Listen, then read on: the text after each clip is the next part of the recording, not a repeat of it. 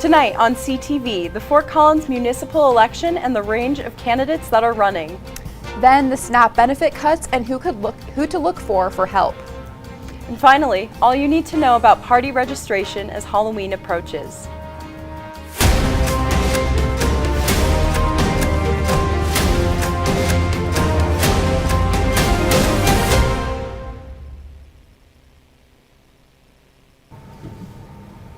Good evening, Rams. I'm Gabriele Bergh. And I'm Gabriele Hibbitts.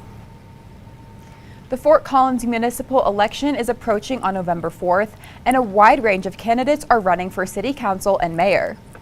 The race for Fort Collins City Council District 3 is centered on city budget and housing policy. Candidates Josh Fudge and Lance Smith have extensive government budgeting experience and support policies expand housing, while candidate Steve Urosh lists budgeting transparency as a top priority and is opposed to housing growth. In addition to housing, mayoral candidates are also focused on how to navigate the city's budget challenges and how to manage land use and transportation. 584,470, or 10% of all Coloradans, rely on SNAP benefits every month. For the first time in history, due to the government shutdown, these benefits won't be issued for the month of November, leaving those using SNAP benefits in a state of uncertainty. Yeah, it's gonna be pretty tight. So I know that a lot of my roommates are already tight this month, and so next month without it, hopefully it won't be too bad, especially with most of us going home for Thanksgiving break. But with that is like, there's just a lot of things that aren't going to be covered. I'm going to have to look up a lot more different, like outside services, like our RAM pantry and the little pocket pantries I know that we have. We'll have to utilize those a lot more. Colorado has joined a handful of other states in filing a lawsuit against the USDA in an effort to reinstate the issuance of SNAP benefits nationwide. Food banks and community organizations are stepping up to help. Groups such as Rams Against Hunger, the Campus Food Pantry, and Larimer County Food Bank were quick to offer their services to those who may need it. Yeah, so I actually work two pretty much part-time jobs. I work a work-study job and also an outside of school job. And so even with those jobs, that doesn't cover all of my expenses, especially not groceries. And I live in a house with 7 people, so we kind of share groceries around. So SNAP benefits really benefit our household in general, especially like without a meal plan, having that extra money to go towards food is really pivotal for our household. If you are interested in helping your community, donations of unopened, non-perishable items as well as volunteer support are being accepted at Rams Against Hunger. Students can also access free groceries through Rams Against Hunger's mobile and standalone pantries. Fort Collins voters will have a say in the future of former Hughes Stadium site in the upcoming election. I spoke with supporters from the 2 different ballot measures to learn about what the 165-acre site could become. On the Fort Collins ballot this year, 2 competing measures offer different visions for the Hughes Stadium land, 2H and 303. We're getting to kind of see democracy happen in 2 different ways, and they're coming together. And ultimately, at the end of the day, Fort Collins citizens get to make the choice. Measure 2H supports turning the land into a multi-use space, adding a bike park and a conservation center, while 303 pushes to preserve the entire area as a natural open space. Supporters of 2H say it strikes a balance between use and restoration. 303 advocates argue that keeping the land fully natural protects wildlife and still allows for low-impact activities like hiking and biking. And it keeps the land from being fragmented for that wildlife habitat who migrate through here. But can the entirety of this land be easily restored at a low cost? Proponents of 303 believe it's feasible, while opponents disagree. It hasn't been natural since the 50s, before the stadium was built. Now it has invasive weeds, it has non-native species out there. The funding impacts also divide opinion. Supporters of 2H say it spreads funds citywide, while 303 backers say their plan makes more fiscal sense. That funding has been solid for the last 30 years. They've had no problems adding money to those coffers. If you look at the opposing side, where would that money come from? With 2H seeking a shared community space and 303 aiming for complete preservation, the future of the Hughes Stadium land is now in the hands of Fort Collins voters. According to Fort Collins Mayor Jenny Arndt, if both measures pass, it is the one with the most votes that prevails.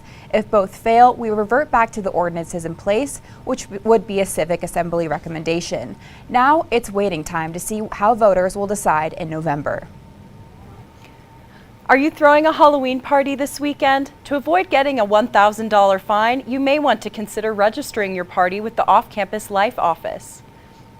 Here in the city of Fort Collins, we kind of partnered up with the city and the university where we have this thing called party registration, where any student or a member of the city of Fort Collins can register a party and kind of save themselves from a noise citation.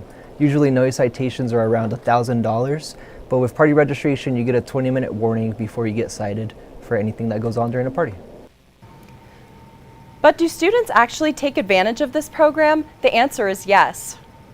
Well, I've had a bunch of parties and I've registered a majority of them, and it's definitely helped me out before because I've gotten that warning before the cops have come. But especially since it's Halloween weekend, I just know that it's going to be really unpredictable. 98% of registered parties do not receive any citations, and of the 12% of the registered parties that do get the initial 20-minute warning, only 2% receive a citation. If you plan to host a party and wish to register it, you can visit the Off-Campus Life Office in the LSC. Don't go anywhere. We've got more news coming up after the break. Our feature reporter, Robert Sides, will take a look at Nuance Chocolate and their mission to craft world-class chocolates.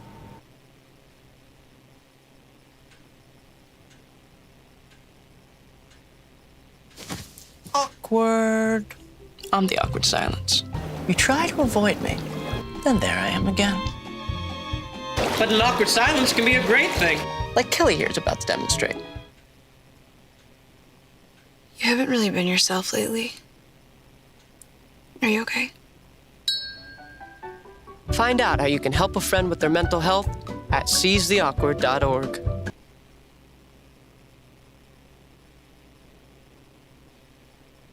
Nuance Chocolate has been serving Fort Collins chocolate from scratch since 2014, but 9 months ago, ownership changed hands, but the care put into their chocolate has not.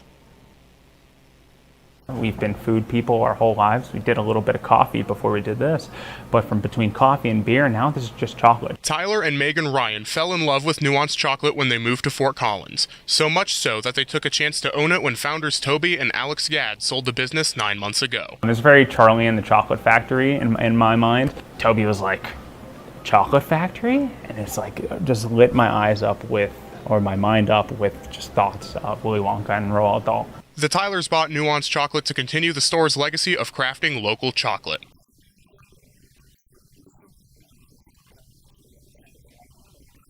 Those who have stuck with Nuance through the ownership shift feel assured that the company is still in good hands, building off of 11 years of established chocolate craftsmanship. Tyler and Megan came in already wanting to continue everything Toby and Alex were doing, but then also kind of push a little past in ways that Toby and Alex weren't able to. The Ryans feel relieved that customers know that Nuance Chocolate is still in good hands.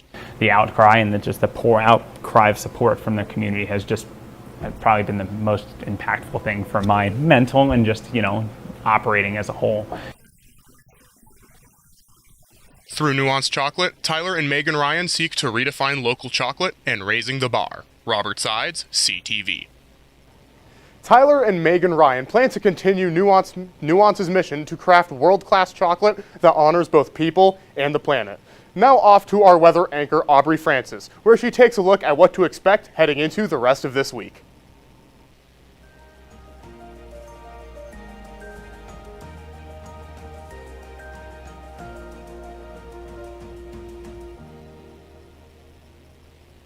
Thanks, Robert. I'm Aubrey Francis, your weather anchor. Let's take a look at the current conditions. Right now it is clear at 46 degrees. The sun set tonight at 5:58 p.m. Humidity is at 43%, and the wind speeds are 4 miles per hour headed southeast. Now this week, we're starting to see more bare branches around campus with piles of leaves covering the ground. Cooler temperatures are slowly creeping in as we move into November, and students are definitely feeling the change, many wearing socks and jackets on the way to class. Now looking at the overnight lows for today, we're looking at the I-25 corridor with highs of 29 and all the way down to the 30s. Down Colorado Springs, we're looking at 33 degrees. And moving over to our western slopes, we're dropping significantly to the teens at Gunnison at 17 degrees and Craig's at 23 degrees. Now finally over at our eastern plains, we're getting back up to the 20s with Lyman at 25 degrees and Burlington at 26 degrees. Now looking over here at our tomorrow's forecast, it's going to be 51 degrees for our high and 25 degrees for our low with some clouds. The sun's going to set at 5:57 p.m. with humidity at 50% and wind speeds at 7 miles per hour headed east. And finally, we're going to look over at our 5-day forecast where it's going to be quite clear with some sun, and the highs are going to be in the 60s and 70s with lows from the 30s to 40s. Sunday's going to be a little bit of an outlier with our highest and our lowest at 75 degrees and our low at 35 degrees. And that's all the weather that I have for you today, but don't be blue. I'll see you again next week. Back to Gigi on desk. Thanks, Aubrey. Last Sunday, Starbucks employees and Fort Collins community members at the College Avenue Starbucks location staged a practice picket, where off-the-clock baristas gathered outside their store to advocate for better workplace conditions. Organized by Starbucks Workers United, as well as the Fort Collins chapter of the Democratic Socialists of America, as a last chance for Starbucks to meet their demands before they stage an actual strike. The group's demands consist of more consistent hours and staffing in stores, higher take-home pay to support baristas and their families, as well as resolutions for perceived labor law violations. We will continue to follow this story as it develops in the coming weeks. Don't go anywhere. We've got more news coming up after the break. Robert Sides will take a look at what's happening in CSU sports, including highlights and updates you won't want to miss. Yo, Scott. Hey. I'm heading out, man. You want to ride? No, I got my car, but I actually really need to go to the bathroom. Oh, you know what? I was just in there. The line is like 10 people long. You know, I think I'll just...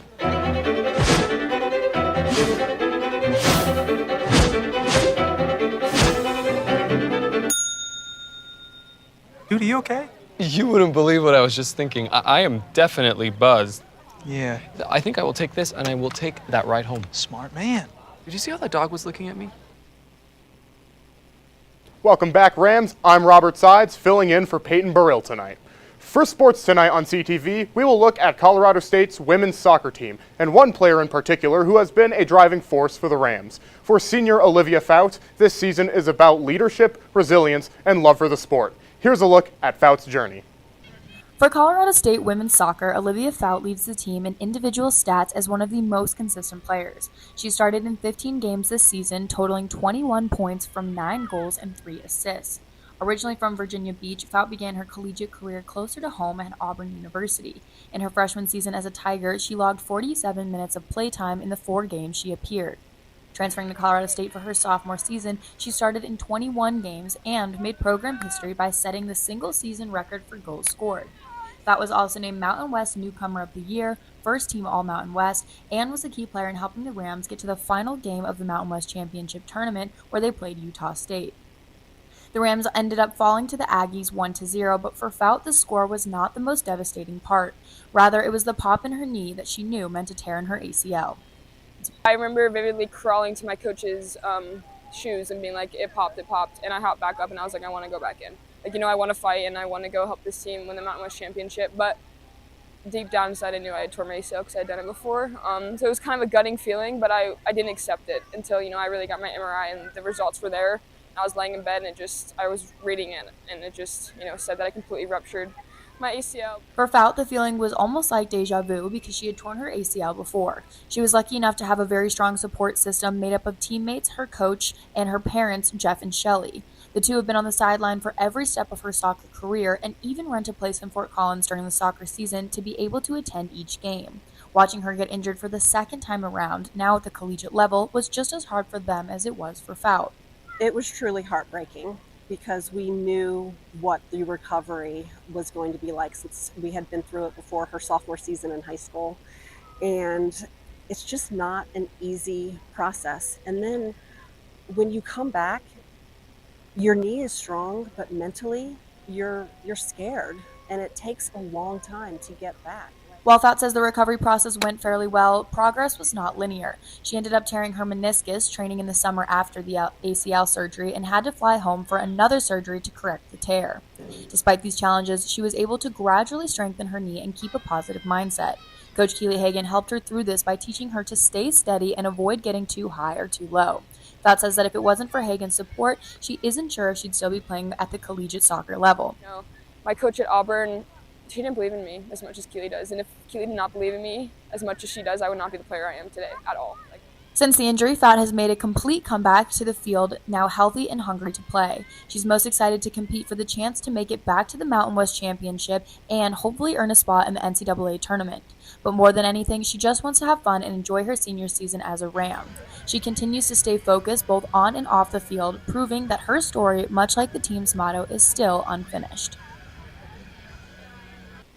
The Rams are currently 10-3-4 this season and wrapped up their final game of the season today in Wyoming against the Cowgirls. They are currently ranked 5th in the Mountain West and now prepare for the conference tournament, which will start on Sunday, November 2nd. That's all for sports tonight, but don't go anywhere. In light of the spooky season, Gabrielle will dive into the Old Town Fort Collins ghost tours after this break. What do you think you're doing, Kevin? Was just gonna drive home.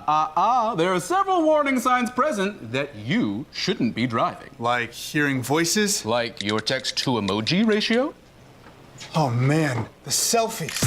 Selfie. Nailed it. We all have warning signs that let us know that we're probably not okay to drive. Mine is pretending to be your subconscious. Craig, come on man, let's split a ride home.